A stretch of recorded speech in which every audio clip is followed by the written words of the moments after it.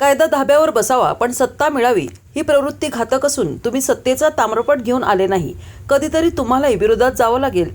त्यावेळी तुमची अवस्था काय होईल हे लक्षात ठेवा, असा इशारा माजी खासदार राजू शेट्टी यांनी भाजपाला दिला आहे. सांगली कृषी उत्पन्न बाजार समितीचे त्रिभाजना आणि सातारा जिल्हा परिषद राडा प्रकरणावरून राजू शेट्टींनी भाजपावर ही टीका केली आहे. तसेच बाजार समिती त्रिभाजनाला स्वाभिमानी शेतकरी संघटनेचा विरोध असल्याचा देखील राजू शेट्टींनी स्पष्ट केला आहे. ते सांगलीत बोलत होते.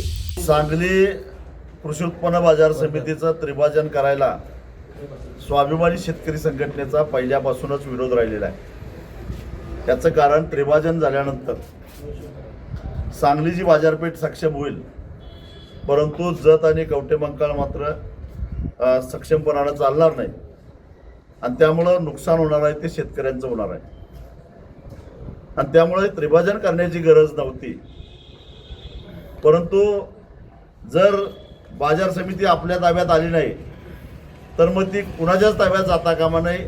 ही जी विकृत मनोवृत्ती सरकारची आहे त्या मनोवृत्तीतून हे त्रिभाजन केलेलं आहे असं माझं स्पष्ट मत आहे.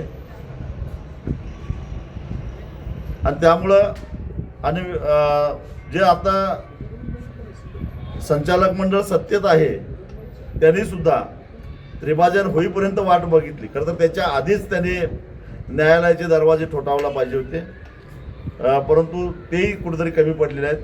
परंतु या त्रिभाजनाला स्वाभिमानी शेतकरी संघटनेचा विरोध आहे. जिल्हा परिषद अनेक ठिकाणी पराभव होण्याच्या पात्रतेचेच ते आहेत. साताऱ्यामध्ये मंत्र्यांच्या मध्येच फ्रीस्टाईल हाणामारी झालेली आपण सगळ्या महाराष्ट्रानं बघितलेली आहे.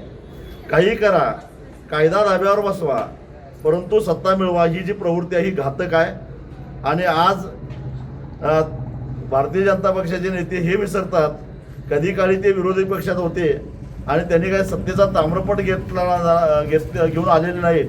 कधीतरी भविष्यातही त्यांना विरोधी पक्षात जावं लागणार आहे. त्यावेळी त्यांची अवस्था काय होईल याचाही विचार त्यांनी करून ठेवावा.